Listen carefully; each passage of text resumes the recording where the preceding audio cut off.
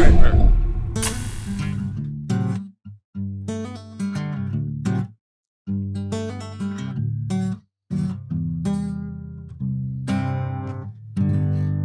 Wow, that was pleasant.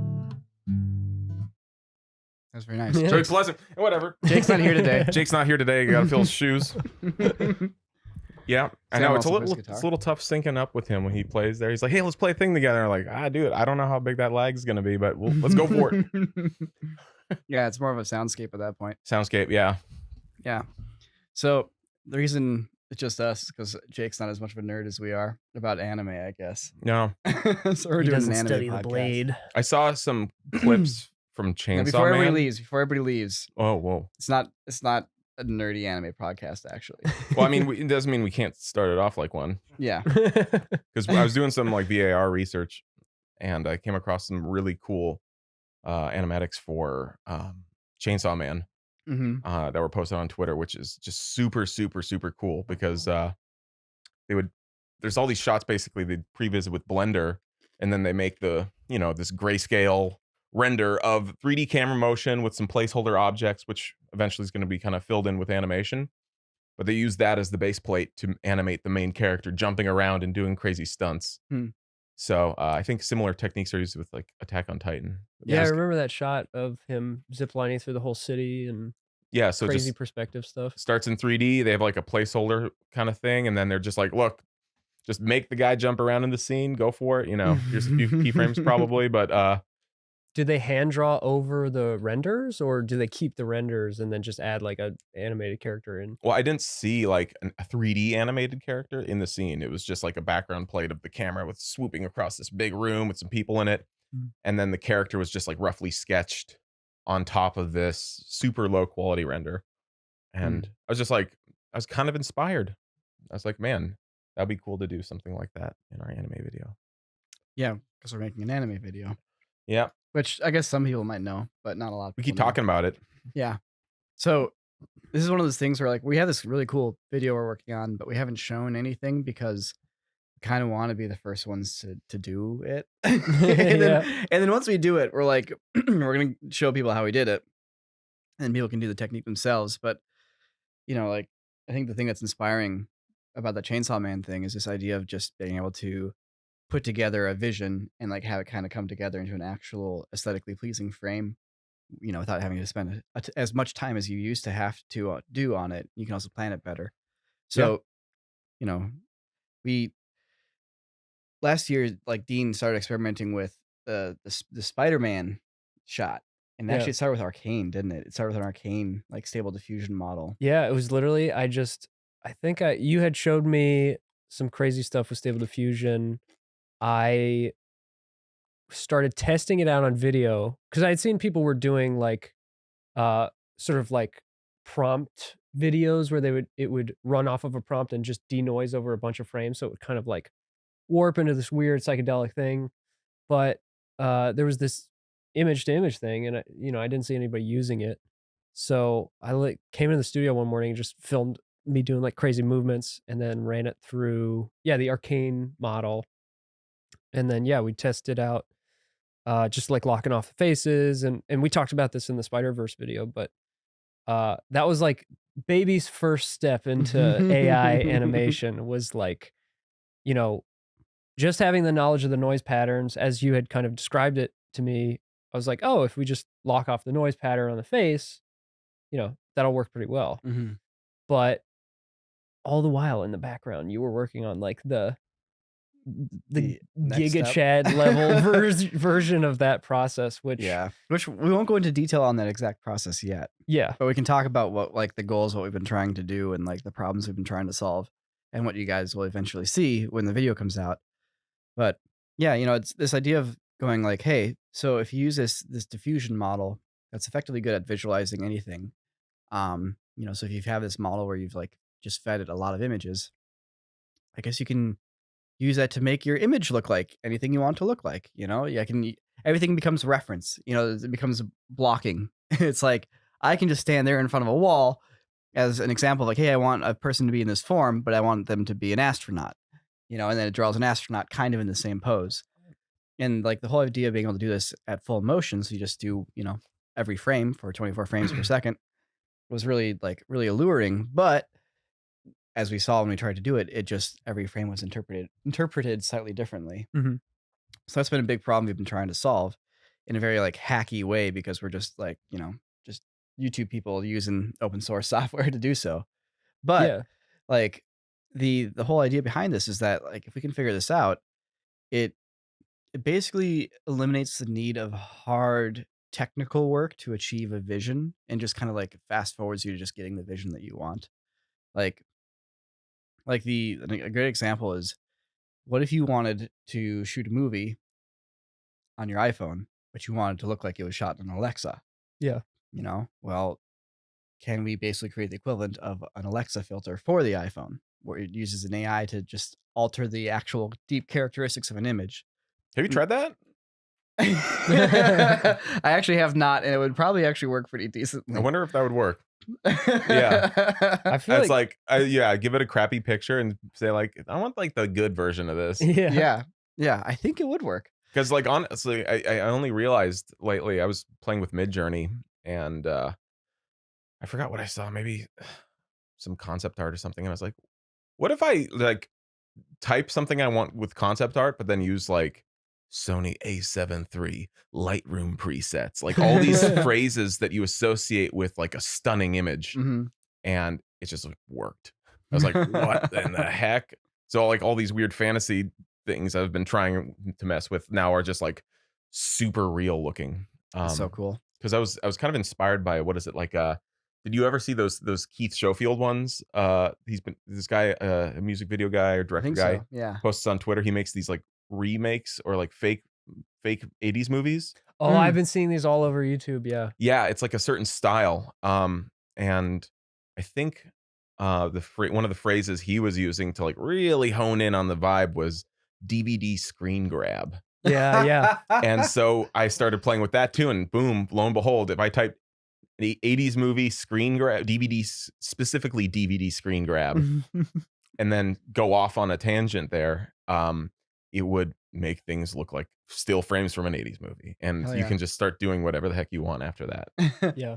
So there are ways to do that with diffusion also. I mean, Midjourney is a diffusion model, so. Have you seen the Dark Souls or the Bloodborne ones? I didn't. I saw the Bloodborne ones are really kind of funny. like Cronenberg. The Cronenberg ones, the yeah, thing. that's the Those are Keith so Schofield great. ones. I saw a Halo in the style of the 1984 Dune, and it was awesome. Yeah, Was I really like those. Was Keith Schofield the one that was doing like, people would angrily reply to like the picture he'd post, and they'd take that as a subtitle and put that on like a tormented human monster hybrid, like as if they're saying that? Yeah, no, because he did this fake one called that. David Cronenberg's Galaxy of Flesh. And it's just all these scientists with like weird flesh robots, and it looks like it's a straight up wacky. It's amazing. It's so good. Yeah, and people, obviously been like, I can't believe you'd do this. You are, what a terrible, kill yourself, treacherous person. You're so terrible. Like then some, obviously some BuzzFeed articles like, people are slamming this guy. It's like, come on, this guy's literally effing around with a silly AI image generator, and people are treating him like Hitler. Well, it turned into art once he started taking those quotes of these tormented, angry individuals. It truly did. And then showing the monster. Yeah, like he would write it like it's like the caption or the subtitle. It's like a 90s DVD subtitle on there. Yeah, of their angry comment. And I was just like, yes. This is a tragedy, and you should burn all you hold dear. And it's like, a little like monster in the center. It's like it's so good. It's so good. Unlike the other Jordan, I do most of my learning away from the computers. I'm doing producing, I'm doing sword fighting, I'm doing Muay Thai, so I need a wallet that's gonna keep up with my active lifestyle. So that's why I'm here to talk to you about today's sponsor, Ridge. So my favorite thing about the Ridge wallet is that it comes in over 30 colors and styles. This wallet is made with RFID blocking technology that protects you from digital pickpocketers. Also, each wallet comes with a lifetime warranty. The wallets have over 50,000 5-star reviews. The Ridge team is so confident that you'll like it that they'll let you test drive it for 99 days. You can send it back for a full refund if you don't like it. I keep our little security card in here because I actually just used it today to get into the studio. Welcome Jordan. There's room for 12 different cards in here, and plus there's room for cash. On top of the wallet, they also make a bunch of other amazing great gifts. They have this backpack that's my personal favorite. I'm taking this to Italy. They have key cases, they have watches, and they have stylish rings. If you go to ridge.com/corridorcrew, you can get up to 10% off. That's ridge.com/corridorcrew for up to 10% off. Like, like the last podcast where we talked about legalities of AI art, I think it was really important, for when that came out and all the stuff surrounding it, it was very important to not have like a bias, or not like come to a judgment on it because of this legal aspect. But, as I guess, I don't know how you guys feel, but it really feels like people are kind of blowing this. There's a huge hate. I mean, it's just the internet thing these days. Like, there's these huge hate fests on things. Yeah, but I've seen a lot of really great artists that I respect. Like on Instagram, like they, when the no AI banner came out, they're all like reposting it. I'm like I like your work, but I also like this too. It's like yeah. I mean, there's always been there's so many misunderstandings around it. I mean, just looking at the comments of the other the videos we uploaded this past week about that lawsuit, and everybody's like, yeah, I wonder if this program's going to get sued. It's like, the program's not copyright infringement. The actual AI program, the diffusion model, the math structures, there's zero copyright infringement. That's a no, there's no legal issues whatsoever with that. And people think that the AI program is what's getting sued and where the copyright issues are. It's like, no, it's just a model. It's just a single trained model. And there's already thousands of models out there, Yeah. And I think it's something that's important to explore, but just people have characters in their minds of what AI is. And AI is a really cool term from Hollywood that we're using to describe. It's actually just statistics. Yeah, it's just equations. It's just statistics equations. Yeah. It's not an actual intelligence. It's just a algorithm where you can feed it a solution that you're looking for, and it'll slowly find an optimized way to get to that solution.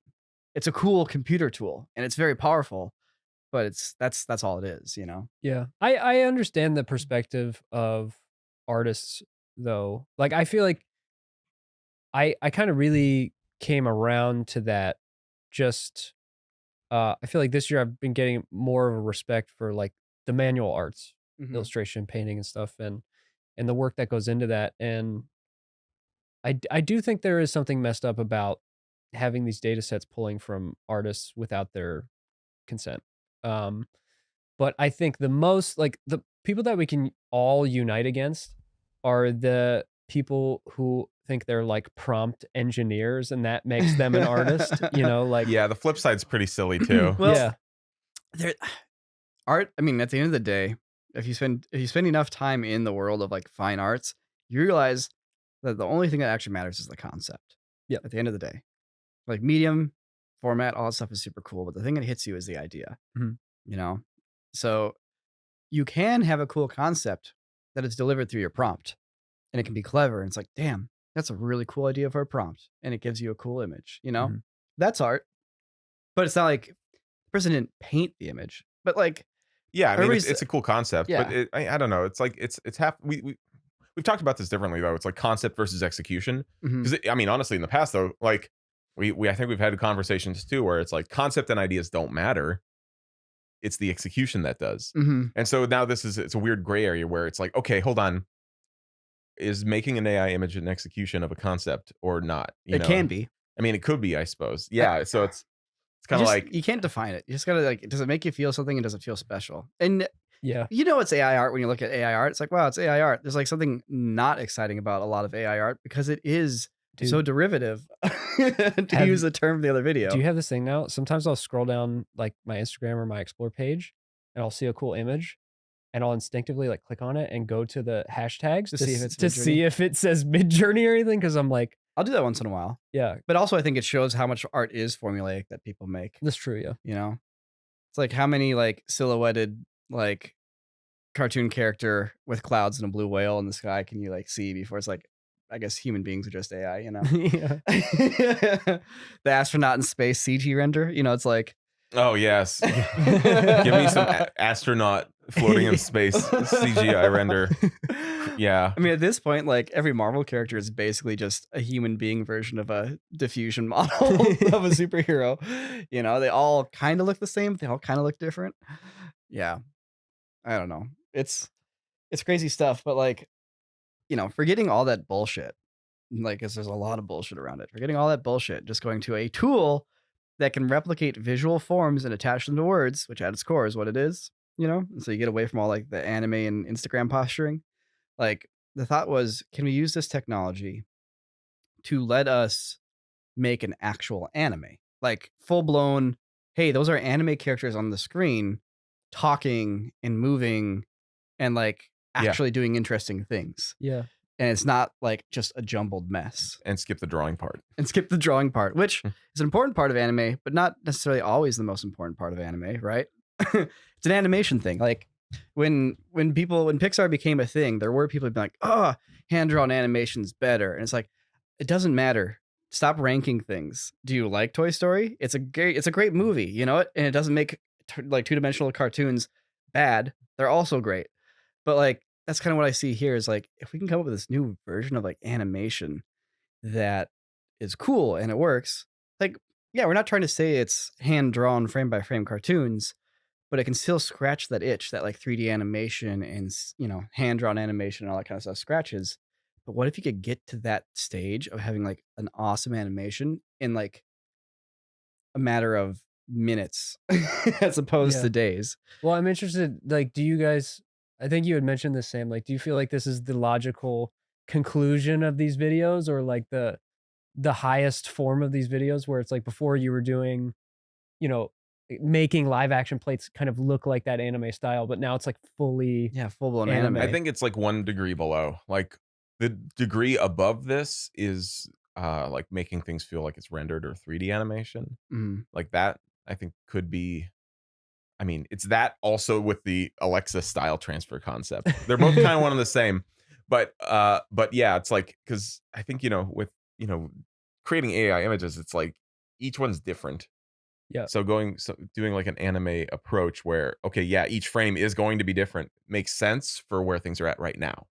So as far as like peaking with what's available this week, you know, it feels like that. Yeah.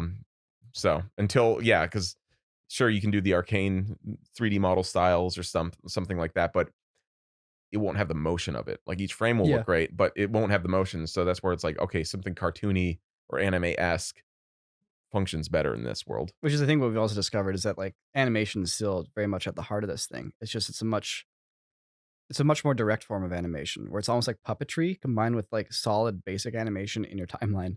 Like, so here's the thing. So we look at classic anime, like from the 90s, when you don't have like fancy computer graphics, like so 3D animation. I mean, 3D animation exists, but you don't really have that in anime, like, you know, anime animation at the time. You have a lot of flat planes moving at different speeds. Yeah. And, you know, with that tool, they've like the artists back then did a million different things and they're all amazing. And you watch classic cartoons like, this is really cool stuff. And there's no reason why you can't keep doing that. Like, yeah, sure, you can build a 3D model these days and make stuff really fancy, but you can still do all the stuff that looked really awesome that was just basic 2D animation. And the really cool thing is right now, doing that basic 2D animation like in your editing timeline is real time and it happens instantly. And you can just do it. You can watch it and you can move things around and just, you know, try it again. Like that would be such a dream for any animator back then to literally at the speed, as fast as they can think, they can animate. You know, they can make their background move and the foreground can move and it can zoom in and the character can, you know, slide across screen and it just happens instantly. And like, we always talk about that being the dream for us as like artists and filmmakers is just being able to work at the speed of thought. So like when I step back and I look at the picture right now, what you can do is like, you can do all the tricks from the 90s and all the eras before in animation, like all the layering tricks. You can do that now at the speed of thought. So take that and do that. And don't try to do more than that.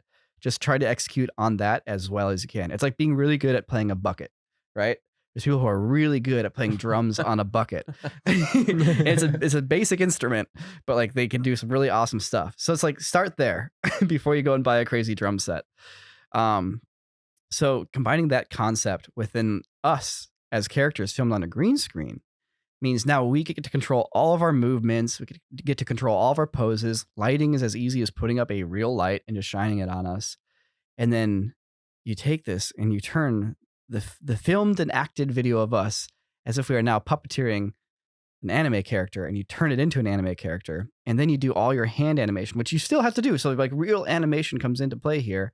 And suddenly you start looking at a cartoon, and it starts to hit like a cartoon, and it has like the visual metaphors and the visual energy of a cartoon, and like the style. And like when we watch the rough edits right now, like of this anime video we're making, like every once in a while it pops back into regular footage because we don't have a shot done, and it just looks really just lame two and losers. dorky. Two losers.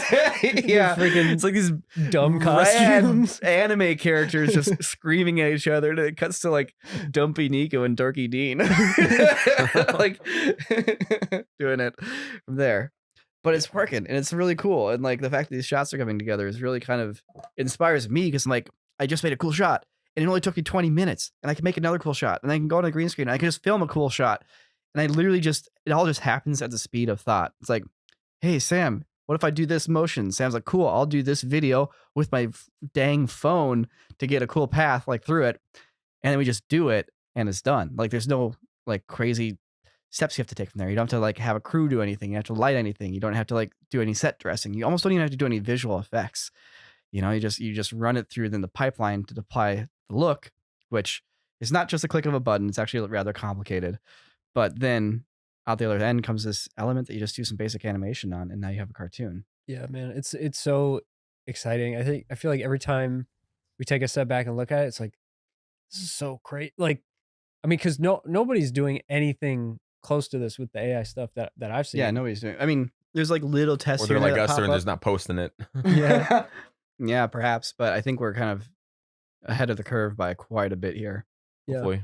Yeah, I feel like done.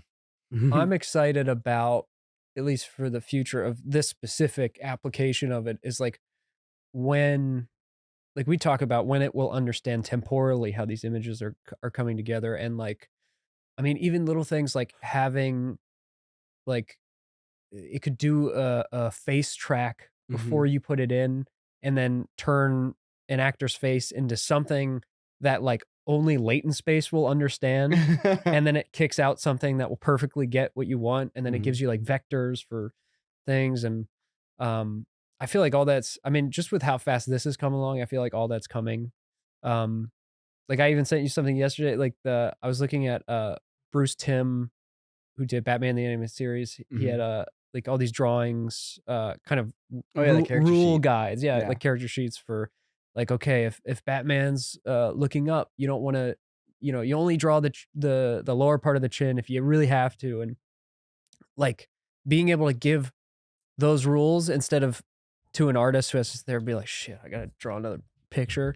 Like the AI just learns how to do that, and then you, as the person coming up with this piece, can just be like, I'm gonna set the rules, and it can do all the boring stuff. And that's, well, I mean, that's kind of what Dream Booth is in a way. That's how I equate Dream Booth to be like, where it's like, here's the rules of what this object is looking like generally.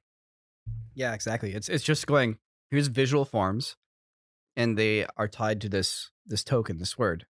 And if this token is present, make these visual forms present in the image. That's like all there is to it, you know? Yeah. It's really, really crazy. Because if we put this out and it works well, like I'm kind of hoping we build a little bit of a community around it of people who are trying to also figure it out and make it work. Because we kind of just might unlock a way to do cartoons, any kind of cartoon really, in a matter of, you know, doing a couple days of like shooting on a green screen and a few days on a computer, rather than like weeks with a team of 40 people doing animation by hand. Yeah. So yeah, pretty crazy. It also lets you just tell stories in a really simple way. Like this story takes place in a cathedral. You know, it's really hard to shoot in a cathedral, and it involves characters wearing very fancy costumes, which would be very complicated to get looking good on set. Yeah, like I simultaneously hate green screen filming, but also like love it at the same time. Yeah, same. Because like it's comfortable, it was like, it's air conditioned. Yeah, but like before 20, controlled. like right around the whole, I think it was like right when my daughter was born, and it was like that was right when the pandemic started. So I started the Unreal Engine thing then, and like what I was seeing in that was like, okay, holy shit, we're trying to do these crazy ideas in these crazy locations with crazy things, and it's like, oh, this is sweet. And Unreal is like, okay, I can use this tool to just do that, you know, where it's like, okay, you want a virtual camera thing, or you want to use volume, or like just even using mocap suits and doing it all CG. It's like, okay, well, now I'm seeing that tool to allow you to do that. And this whole process of like delving into AI art and all that stuff, it's like, it's the same thing. It's the same feeling of like, oh, cool, another tool that like just broadens the horizon of what you can do. Yeah, it's funny. Like Unreal is almost like the other end of the spectrum of, or two sides of the same coin. Where Unreal is like, it gives you control over literally everything, and then AI just does everything, but you have like zero control over it. Yeah, but the benefit still of both is that like there's this huge like speed factor. Yeah, in doing it. It's like, okay, you're doing an animation, cool. Here's a really fast way to do that. And Unreal is like, okay, well, let's say you want something a little more specific and clear, you know, like you can still, bust through that stuff super, super fast. Yeah. I mean, what we're basically trying to do, what we're trying to develop is basically the equivalent of a motion capture method for AI, where it's like, I want to create a character.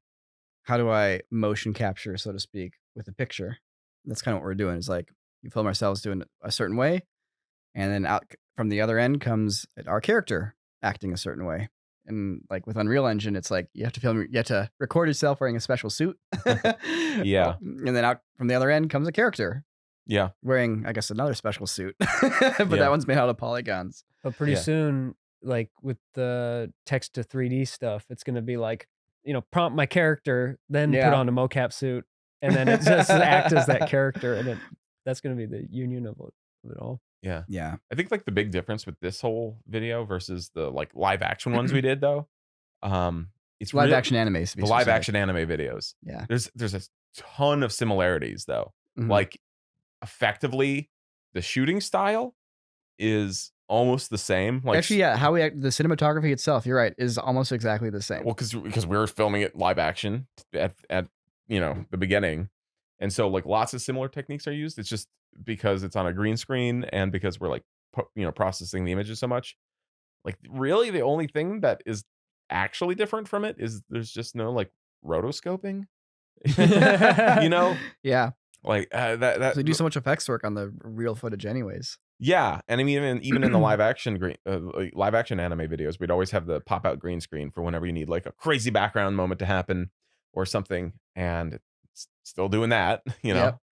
Yeah, like all the same like effects and compositing kind of still happen, but it's just in this now they look like cartoon characters. There's way more cartoony. Yeah. But it also eliminates the need for like, well, I guess we never really had motion tracking in the other ones either. The big difference between the live action and this is that since we end up with like 2-dimensional plates and backgrounds and stuff like that, this week as I was showing you guys, it's like I mean it's old stuff, it's old animation techniques, but it's the personal epiphany of having a few 2D layers and like forcing a 3D movement or forcing parallax to, you know, give you something that is unachievable if you're filming it for real. Well, we set that rule for ourselves early on in this process, which was, like I said, no 3D. So anything that you want to do to look 3D has to be done by hand, by eye. So it's mathematically imperfect. It's wrong on purpose. Yeah, but it's better in a way. It's better. It's more fun though. I don't know if you guys have had those moments too, where you visualize a shot. Yeah. And then you try and film it and you're like, oh shoot. Yeah, real life doesn't work that way. Real life doesn't work that way. Like how do you get that shot? You know?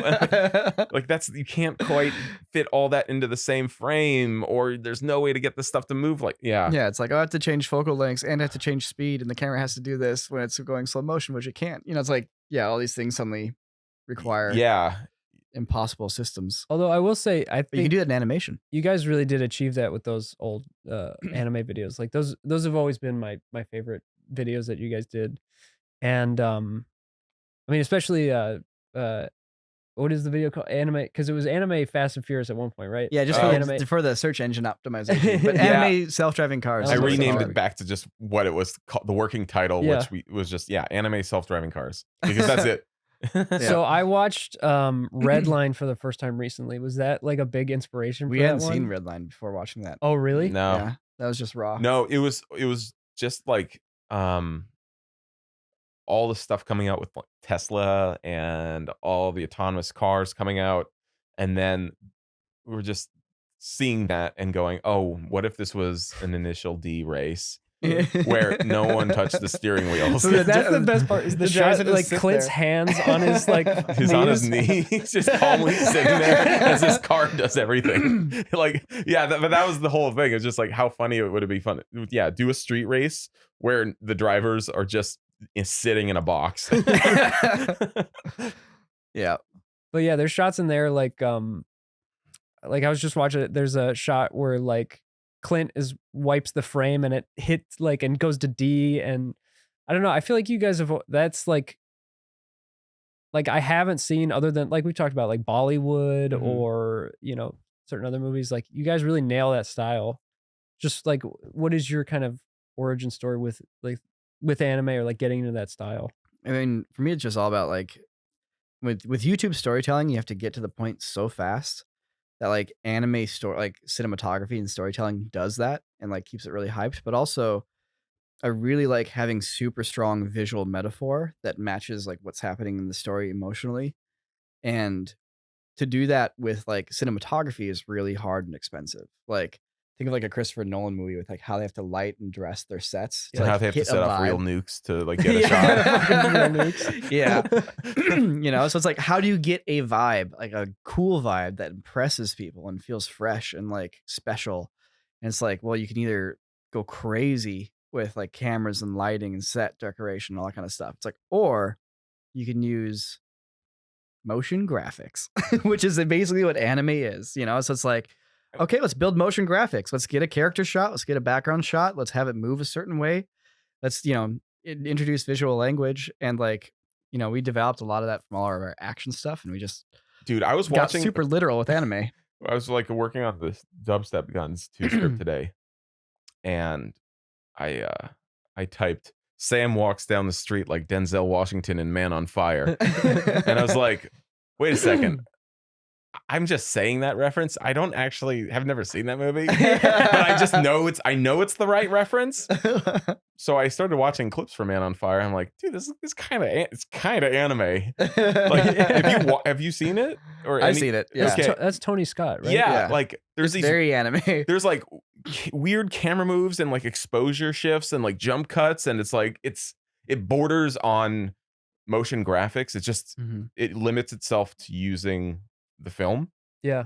So there's all sorts of weird things that are happening there with strange overlays that happen every once in a while, and these cuts and exposure shifts and camera moves, and it's like, yeah, it verges on anime. Yeah, because it's using it's using the medium to tell a more heightened story than if the camera was just filming something. Yeah, it's like once you have like elements that are now panning and scanning across the screen, even if it's like really basic motion, you're animating your shot. And like you just turn the dial up a little bit more and you enter the realm of cartoons and anime.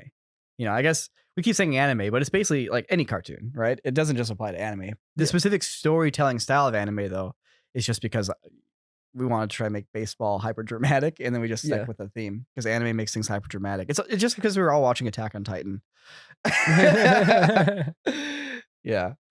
I don't know. I like that hyper drama, that like operatic storytelling, because everything is just a fucking reskin of everything else. Like Call of Duty is a reskin of, I guess, another Call of Duty, which is a reskin of another Call of Duty, which is a reskin of Battlefield, which is a reskin of Call of Duty. Like you've played all the games, you've watched all the movies, you've read all the stories. So like any story can be dramatic, right? It's how it's delivered to you. It doesn't matter. So anime storytelling, in our videos is all about just taking inane things, just a baseball, a fidget spinner, an AI car race, and like taking that and being able to tell a hyper dramatic story that's just as gripping about fidget spinners and winning $100 as it would be about like saving New York City from aliens. Yeah. Because the function of everything's exactly the same. You can watch a movie about New York City exploding and not give a crap about everybody. You can watch a different movie about New York City exploding and it like hits you and you're like, oh my God, like so many people died. Yeah, I You know? think of like the end. Did you guys see Man of Steel? Yeah. They exploded New York City. And yeah, it's like the no one last really cared. 30 minutes is like everything's exploding. They're punching each other for 30 minutes, and it's like it doesn't feel as intense as a guy freaking about to spin his fidget Yeah. spinner. Yeah. Yeah. Yeah. It's Or weird. Watchmen. Did you remember that scene in Watchmen, the HBO series? Oh wait, Have you seen it? in the HBO series? Which scene are you talking about? Squid. Oh yeah, well that hits different than Superman. Blowing up buildings. yeah, which is an interesting. I mean, it's a total tangent, but it's an interesting difference between the Zack Snyder adaptation and the book. Is like he set out to create this like perfect adaptation of Watchmen, but then totally changed the meaning of the ending. And it wasn't that bad, his Watchmen ending. No, I feel like it's like he made the like basic action movie version of Watchmen.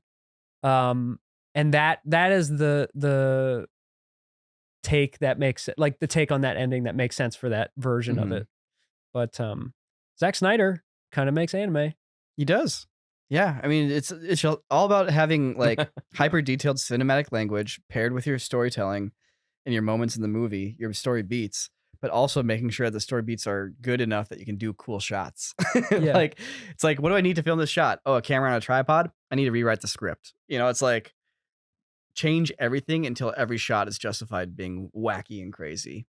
It's like, okay, this shot's me flying in towards their face, and this shot zooms out from their ear and spins around their head and flies back into like the flames in the background. This shot, they're just in the galaxy because they're talking about something else. It's just like get crazy with it and make sure your story can support that. And like Sam, I just love that. The Sam Raimi Spider-Man movies, I feel like have that as well. Like I always think of that shot of his movies are beat for beat like perfect.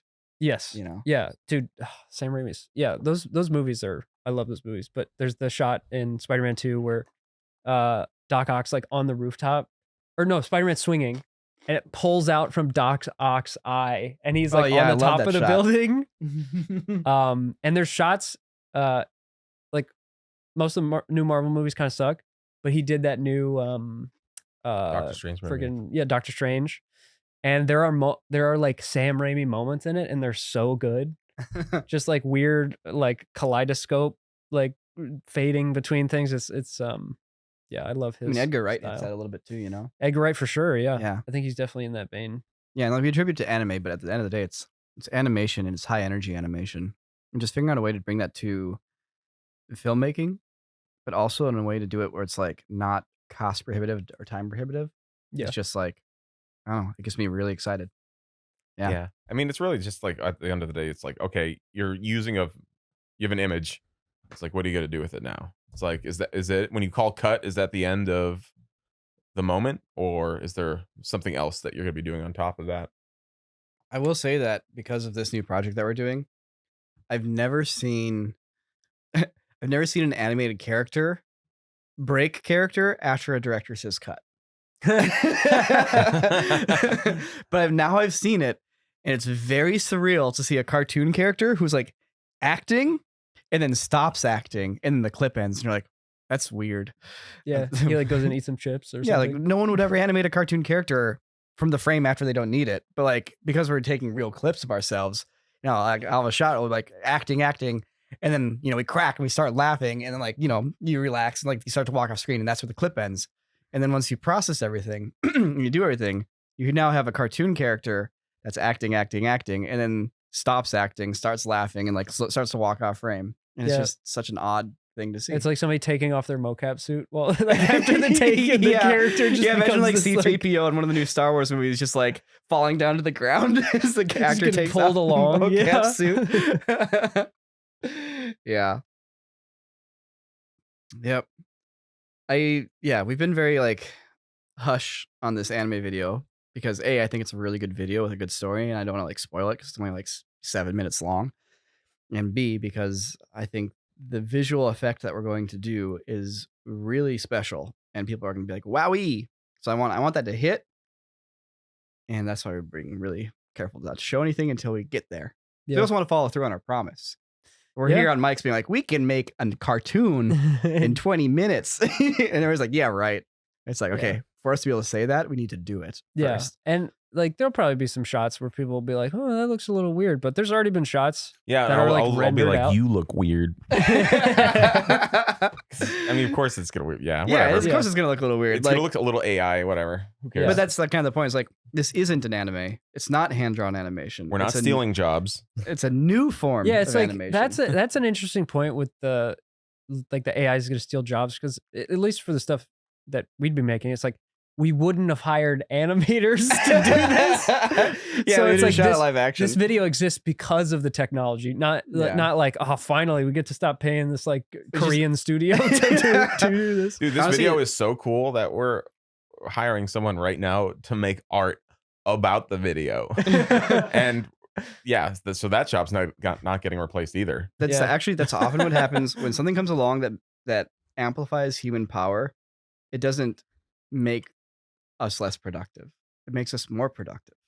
You know, obviously, like there's nuance and everything, but like if a tool comes along that makes it easier for somebody to make a cool film, that doesn't mean there's less cool films coming out. It means there's more cool films coming out and more projects being made, you know? Yeah, that's literally all it means. Yeah. Yeah. It's like I really like the days when cameras weighed 100 pounds, because then you only had good movies coming out. You know, think of all the people carrying cameras that lost their job when cameras got light. I'd be Mr. so Tripod, the French guy who with the third leg. Tripod. What was his name? Tripod. Tripod. Yeah, I know. He started a whole industry that consumed him. And then GoPro comes out and threatens his whole job. Yeah, sorry. People do lose their jobs to technology advancing, though, which is definitely sad. But that poor apple farmer, they stole all his boxes. I know, right? Sorry. It's I don't want to like. It's the only natural response to just seeing so much, like so many people freaking out about it. You know, a lot of it is just, you gotta like take. It's a just chuckle. drama. It's also people living in the gossip land. It's not even just drama. It's just like this stupid social media thing still. Vocal minority, you know. When are people going to burn out on this? You know, this is for another podcast, but I kind of wonder. I feel like we're close to a burnout phase on social media where people are like, screw this sucks, you know. Yeah, I think it's pretty close. I think what's cool about Instagram, speaking of art, is like I can fill my Instagram feed with just like beautiful art, and like every time I get on there, it's just like cool stuff that people have made. I try to control that Instagram feed, and Facebook just they just want my feed so bad, and I'm like, do not show me suggested posts. And like I purposely like don't scroll down to like the little videos they have playing. It's like, I don't want to see your random shit. I didn't follow these people. Yeah. But like all the other ones, I deleted that like years ago. Yep, same. My life is much better for it. I agree. But I was gonna say about the like, I feel like the opposite of this stealing jobs, or not the opposite of this stealing jobs, is, you know, what if instead of your animated series that you love coming out every year or every few years, because it takes so long, like it becomes like a weekly series on YouTube or something. It's like now that's potential where instead of, you know, like one person getting to make their thing and everybody else has to be like, all right, I guess I'll do the in-between drawings or something. It's like each individual artist will be able to like just create a bunch of character sheets and then feed that in and be like, okay, I want to tell my story now. And then they can tell that to an audience of maybe like 10, 100,000 people and make like a good living instead of just being like, I'm going to work on this other person's thing and I'm going to probably make the same amount and not be happy at all, you know? Yeah. No, it's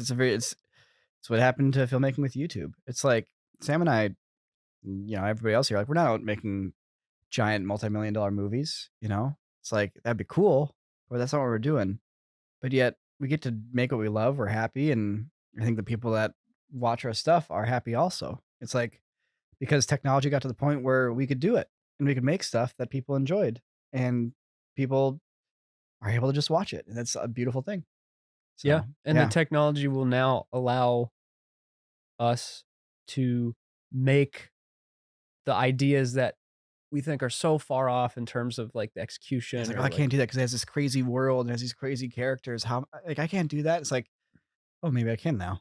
Yeah. And that to me is like, that is the most exciting part of it. Like, even if all of our jobs do get taken in 5 years, like if in the 4th year I can make the thing that I've always wanted to make, Yeah. And then I have to go like start a restaurant in some small town or something. It's a new job. Like I'll be okay with that. I mean, at the end of the day, it just means more art and more artists. And you know what? It's going to make the value of individual pieces of art perhaps go down. Like I heard a really good analogy. Like if you had a machine that could turn rocks into gold, it wouldn't make gold worthless, right? It wouldn't mean there's less gold. Like it would just mean that you have a lot of gold. Well, you know, I mean, there would be some serious inflation. Yeah. I think that's no. really My point being is that like That's not the best analogy. it's like the uses for gold still exist and it's very useful. It just becomes a lot less hard to get it. Right, I see. Like Everybody gets to have gold jewelry. Everybody gets to have gold plated USB cables. Like Sick. it just becomes a thing. Like, and yeah, it's like blinged out. somebody who had like a gold collection because they were saving their money. It's like they're like, no. It's like, yeah, that sucks. But gold doesn't become useless. Dude, it just I mean, becomes it was really hard to get turmeric a few less hundred years ago. valuable. Yeah, yeah. Everybody seems to conflate like more Well, it's in every availability. smoothies. Like, yeah. oh, art's going to be easier to make. Art's going to become worthless and useless. It's like, no, it's not going to be useless. It's going to be just as useful. It's going to be just as potent, and it's going to hit your emotional triggers just as hard. Yeah, it's just except gonna, for it's AI just, writing. it's just going to be a lot Yeah. less, I guess, in a way, scarce. Yeah. There's not going to be. Well, actually, you know what? There probably will be cultural touchstones. I don't know. Like, it's weird. This is one of those weird things. Like when you remove Yeah, that's- all broadcast stations and movie theaters and like, streaming services, do human beings naturally work towards just having shared cultural experiences that just pop out and become a thing? I don't know. I think it's that. I We think must that a little bit. that will because- have been a rare factor of having a massive society that only has like small media, like touchstones or like places where you can go to consume media, because it's just I mean, it's a 20th century phenomenon, though. Because think about sure, music in like the 18th century, Mhm. you can write that down on sheet music and then give that to someone else. Like that's the closest thing previously. If you painted a picture or took a photograph, like sure, you could maybe make more photos based off of your negatives, I think. But like a painting, no, there's only one. There's only one. So you have Yeah. music you can transfer that across, borders. But then in the 20th century, you have like radio, telegram, blah, blah, blah, to TV and then movies and stuff. So it's it's still like a overall recent phenomenon, well, and really like the first mediums of art that were made for working class people, because like you're bringing up paintings, like I also forgot books. yeah, books. But like that's the crazy thing is like you think of the Mona Lisa or something like that, and it's like, oh, I see that everywhere. Mhm. But that was I don't know about the Mona Lisa, but like You used to only be able to these- see it when you went to see the Mona Lisa. Yeah, people would make like in somebody's house, like a rich guy's house. well, people would make like replicas are a thing too. So I like, guess they did do that back then. they did but do replicas, but yeah, even like- still, NFTs. still, it'd be yeah, like, NFTs, somebody's the forgery NFT of- version of. Yeah. All right.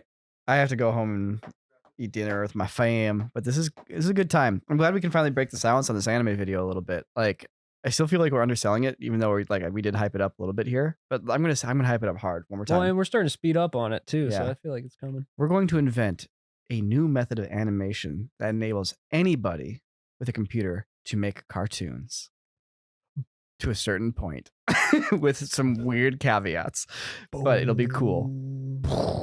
It's gonna be sick. Yeah. All right. Well, till next time. Toodles. Peace out.